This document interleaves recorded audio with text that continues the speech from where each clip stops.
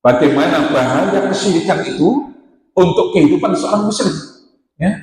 Tidak ada sesuatu yang lebih berbahaya, yang melebihi bahayanya dosa syirik atau amalan syirik. Karenanya Allah Subhanahu wa taala menyebutkan bahwa syirik itu adalah a'dhamud dzulm, kezaliman yang paling zalim. Tidak ada kezaliman yang lebih dahsyat melebihi kezaliman orang-orang yang berbuat syirik kepada Allah Subhanahu wa taala.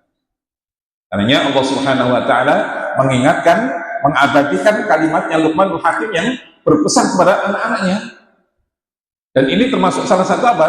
Termasuk salah satu di antara manhaj, cara, metode pembelajaran atau pendidikan tarbiyah seorang ahlul hikmah, yakni Luqmanul Hakim, kepada putra-putranya. Sebelum beliau ajarkan apapun tentang anak itu, kaitannya dengan ilmu-ilmu, maka anak pertama-tama kali ditanamkan tentang tauhidullah.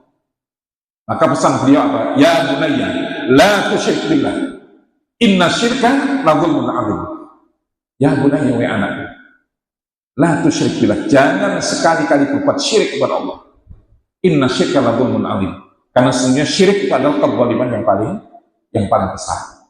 Tidak ada dosa yang lebih besar melebihi dosa syirik. Tidak ada kezaliman yang lebih zalim daripada kezaliman orang yang berbuat syirik. Ya. Akbarul kabair, sak gede-gedenya dosa gede. Kalau ada, kita pada kesempatan yang lalu membahas tentang kitab Al-Kabair Imam Al-Zahabi, sekian 70 dosa-dosa besar, maka di antara dosa besar yang paling besar adalah asyirku billah, syirik kepada Allah Subhanahu wa taala. Sudah tidak ada tandingannya. Ya. Dan kezaliman yang paling zalim adalah kesyirikan. Karena apa? Sebagaimana kita pahami bahwa zalim itu adalah maknanya wad'u syai' min ghairi mawdi'i, menempatkan sesuatu tidak pada tempatnya. Sementara orang-orang musyrik itu, dia telah menempatkan, menyematkan salah satu di antara sifat Allah kepada makhluknya, dan itu sesuatu yang tidak pada tempatnya. Orang dukun dianggap dia mempunyai salah satu di antara sifat Allah Subhanahu wa taala. Misalkan Ar-Razik, dianggap dukun itu bisa mendatangkan rezeki. Atau sebagaimana dalam kasus yang kita bahas tadi, mereka mengatakan sesaji-sesaji dengan ritual-ritual yang dengan keyakinan apa? Menganggap bahwa ada yang bisa memberikan keselamatan selain daripada Allah Subhanahu wa taala. Sehingga mereka perlu untuk meminta dengan mengadakan sesaji-sesaji itu kepada selain Allah Subhanahu wa taala. Dia telah menempatkan salah satu di antara sifat Allah, kekhususan daripada sifat Allah Subhanahu wa taala kepada selain Allah, dan ini adalah kezaliman yang paling zalim. Ya. Kalau saja ajar ikhwah, kita ini menempatkan kopiah kita ini kita pakai untuk jadi sandal, itu zalim secara lughah. Ya. Karena menempatkan sesuatu tidak pada tempatnya, masa kopiah digawe sandal. Atau sebaliknya, sandal kita pakai jadi kopiah, ini zalim. Karena apa? Wal syai' min ghairi mawdi'i, menempatkan sesuatu tidak pada tempatnya. Hingga zalim itu disebut oleh Allah Subhanahu wa taala dzulmun adzim, kezaliman yang paling besar. Begitu juga ayyuhal ikhwah, tidak ada kesesatan yang lebih sesat melebihi sesatnya orang-orang yang berbuat syirik kepada Allah Subhanahu wa taala. Ya. Tidak ada kesesatan yang lebih sesat, kebodohan yang lebih bodoh daripada kebodohan orang-orang yang berbuat syirik. Kesesatan orang-orang yang berbuat syirik. Sebagaimana Allah Subhanahu wa taala firmankan dalam surat An-Nisa ayat 116. Wa man yusyrik billahi faqad dhalla dhalalan ba'ida. Dan barang siapa yang syirik kepada Allah Subhanahu wa taala, maka sungguh dia termasuk orang-orang yang sesat dengan kesesatan yang sangat jauh. Kesesatan yang sangat jauh. Dhalla dhalalan ba'ida. Tidak hanya sekedar sesat, tapi kesesatan sudah jauh sekali. Ibarat kita apa? Salah jalan, sudah keterlaluan salah jalannya. Ya. Mau ke Surabaya ternyata apa? Ke Jakarta. Dhalla dhalalan ba'ida. Jadi kesesatannya tidak hanya mau ke Surabaya, menggok ke Lamongan gitu. Tidak, tapi ini ke Jakarta. Bagaimana ini? Nah, inilah kesyirikan. Kita ini diperintahkan oleh Allah, bahkan tidaklah Allah menciptakan kita dan jin ini, manusia dan jin ini, kecuali untuk beribadah kepada Allah Subhanahu wa Ta'ala. Untuk beribadah hanya kepada Allah. Loh, kok ada manusia yang mereka justru beribadah kepada selain Allah Subhanahu wa Ta'ala? Mestinya dia beribadah kepada Al-Khaliq yang menciptakan, loh malah beribadah kepada Al-Makhluk yang diciptakan. Dhalalan ba'idah. Inilah manusia ayul ikhwah, ya. Ini diantara apa? Keburukan daripada kesyirikan.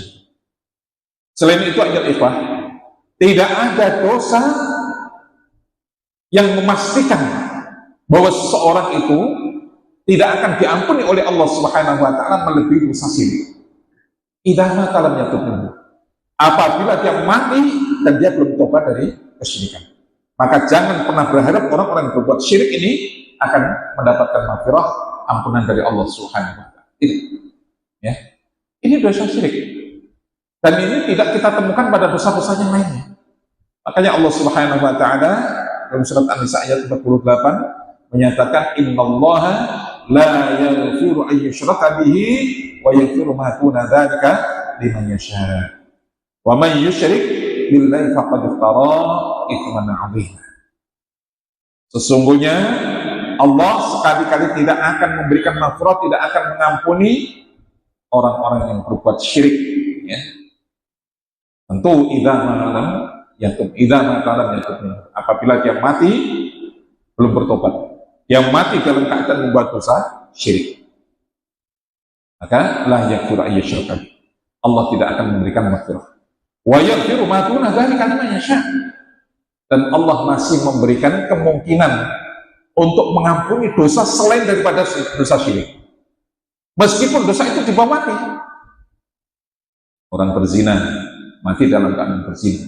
Selama asal imannya dia masih utuh, ya, dia masih disebut sebagai orang muslim, ya, sebagai orang Islam.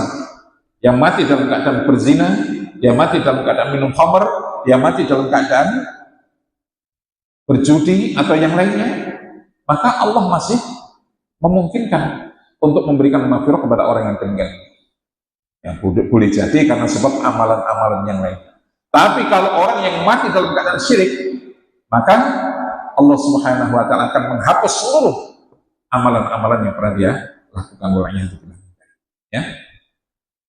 Maka tidak ada amalan yang cosplem untuk bisa menghapus, ibarat stipo, tip X, itu paling ampuh untuk menghapus seluruh kebaikan seorang hamba ini melebihi dosa syirik.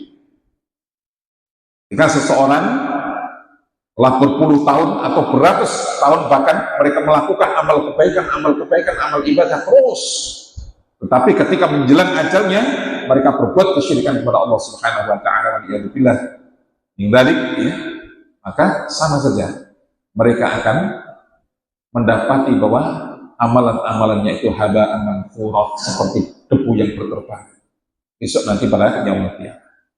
Demikian juga Allah Subhanahu wa Ta'ala menyatakan dalam surat Al-An'am ayat 88, walau asyraku la habita anhum ma kanu ya'malun.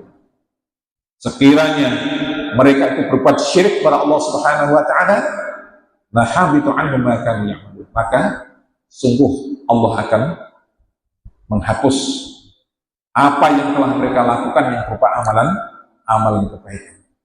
Allah akan menghapus apa yang telah mereka kumpulkan yang berupa pahala-pahala. Subhanallah, ya. Sehingga inilah pentingnya kita ini mengenal atau mengetahui tentang kesyirikan ini, supaya kita ini bisa menghindar, supaya kita ini bisa menjaga diri kita dari keterjatuhan di dalam kesyirikan. Makanya ayat ikhwat, kalau kita ini sering-sering dalam kajian yang mengingatkan kita untuk berbuat syirik dan kemudian mengkaji tentang tauhid, ini memang tidak ada hal yang lebih penting di dalam persoalan syariat ini melebihi pentingnya tauhid, dan tidak ada sesuatu yang paling berbahaya bagi seorang muslim melebihi bahayanya terhadap kesyirikan.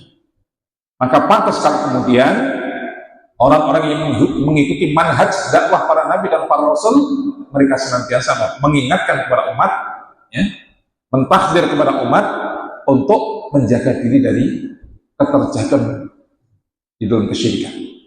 Ya. Begitu juga supaya mengokohkan tauhid, mentauhidkan Allah Subhanahu wa Ta'ala, iman.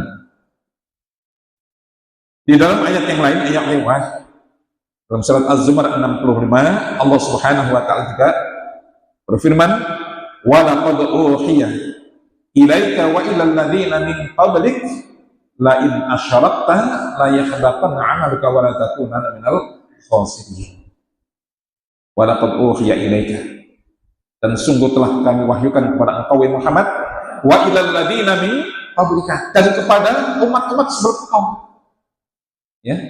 Jadi syariat ini, syariat larangan untuk berbuat kesyirikan itu, ayat ikhwah, itu tidak hanya Allah sampaikan kepada Nabi Allah Muhammad SAW, larangan untuk berbuat syirik, tetapi wa ilal ladzina min qablika, adalah juga kepada orang-orang sebelum kaum Muhammad, nabi-nabi sebelum Nabi Allah Muhammad SAW. Jadi syariat larangan dari berbuat syirik itu, ayat ikhwah, itu tidak hanya Allah larang untuk Nabi Muhammad dan kaumnya, tetapi semua para nabi dan para rasul mempunyai kewajiban yang sama untuk menjauhi kesyirikan. Hanya ayat ikhwah, Syekh Hamad Ibn Atiq, ya, di dalam kitab Tauhid itu beliau menjelaskan, di antara isi Al-Quran yang paling banyak dibahas, yang paling banyak ada di dalam ayat-ayat Al-Quran itu adalah yang pertama, ayat tentang perintah untuk mentauhidkan Allah Subhanahu wa Ta'ala. Yang pertama, ayat di dalam Al-Quran yang paling banyak, yang terbanyak itu adalah ayat yang memerintahkan kita untuk bertauhid kepada Allah Subhanahu wa Ta'ala, untuk beribadah hanya kepada Allah Subhanahu wa Ta'ala. Pertama, wa'budullaha wa la tusyriku bihi syai'an, dan yang semakna itu banyak sekali. Dan yang kedua, beliau mengatakan apa? Adalah ayat yang melarang tentang berbuat syirik kepada Allah. Ini biasanya gandengan. Wa'budullaha wa la tusyriku bihi syai'an. Ini biasanya gandengan. Hendaklah kalian beribadah kepada Allah dan jangan berbuat syirik. Ini biasanya gandengan. Ya, beliau mengatakan yang pertama adalah ayat yang memerintahkan untuk mentauhidkan Allah. Dan yang kedua adalah ayat larangan tentang berbuat syirik kepada Allah Subhanahu wa Ta'ala. Dan yang ketiga, beliau katakan apa? Ayat tentang al-wala wal bara. Tentang al-wala wal bara. Ini diantara apa? Isi Al-Quran yang paling banyak. Ayat itu membahas tentang tiga hal ini. Kalau kemudian yang lainnya, yang lain. Jadi ayat ikhwah, larangan untuk berbuat syirik dan mentauhidkan Allah Subhanahu wa Ta'ala ini tidak hanya berlaku kepada Nabi Muhammad dan umatnya, tetapi hal itu juga berlaku kepada para nabi dan para rasul sebelum kita, umat Nabi Muhammad, dan sebelum Rasulullah SAW, sejak zaman Nabi Nuh AS, bahkan Nabi Adam AS, dan seterusnya sampai Nabi Nuh. Ini diriwayatkan bahwa masa-masa itu adalah masa-masa yang lurus, ya, hanif. Agama orang-orang pada saat itu, manusia pada zaman itu hanif, lurus, ya, tidak ternodai tauhidnya. Kan sejak muncul kesyirikan yang berupa masang gambar-gambar, ya, Wat, Suwa, Nasr, Yahud. Kan zaman Nabi Nuh alaihissalam, itulah muncul pertama kali kesyirikan di muka bumi ini, dan kemudian seterusnya dan seterusnya. Nah, ikhwah fillah adzallah, di dalam surat Az-Zumar ini Allah Subhanahu wa Ta'ala menyatakan, wa laqad uhiya ilaika, dan sungguh telah kami wahyukan kepada engkau Muhammad, wa ilal ladzina min qablik, dan kepada umat-umat sebelum engkau, apa wahyu Allah? La in asyrakta la yahbatanna 'amaluka. Jika kalian berbuat syirik, layak batal amaluka, maka akan terhapuslah amal-amal. Ya, peringatan dari Allah. layak datang amalukan, sungguh-sungguh akan terhapuslah amal-amalmu. Artinya apa? Amal-amal kebaikan, pahala-pahala dari amal kebaikan yang sudah dilakukan.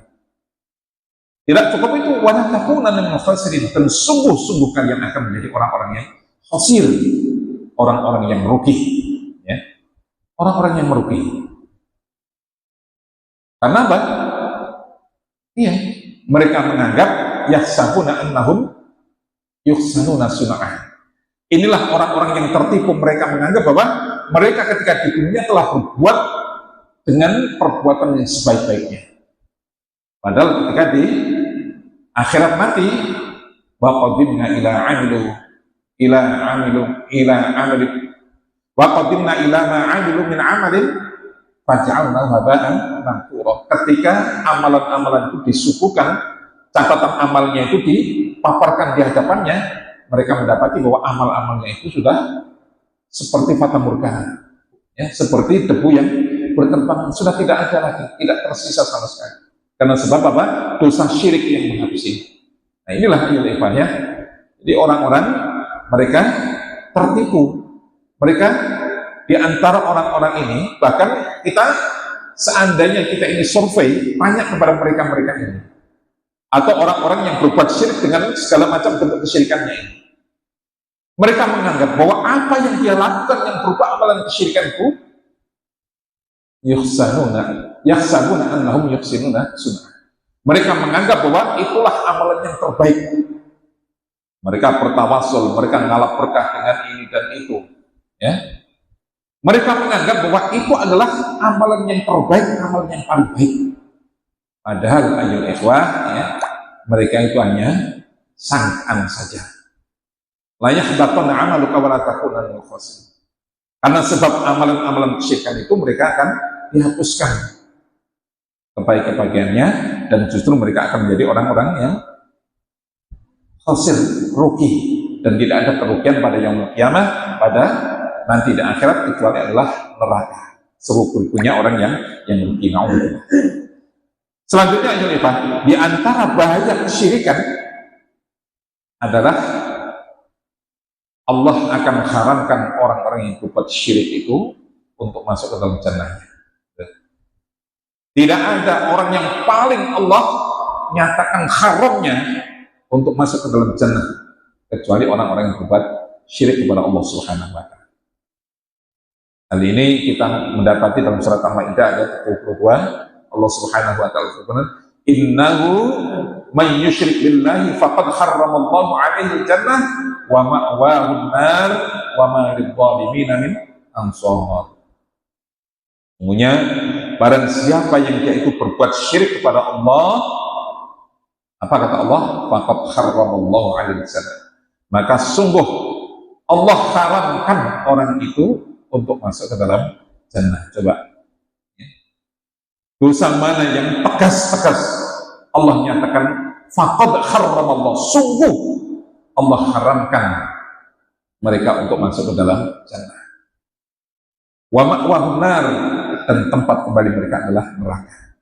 Wa ma lidh-dhalimin min ansar, dan tidak ada penolong bagi orang-orang yang berbuat zalim, ai asyrik.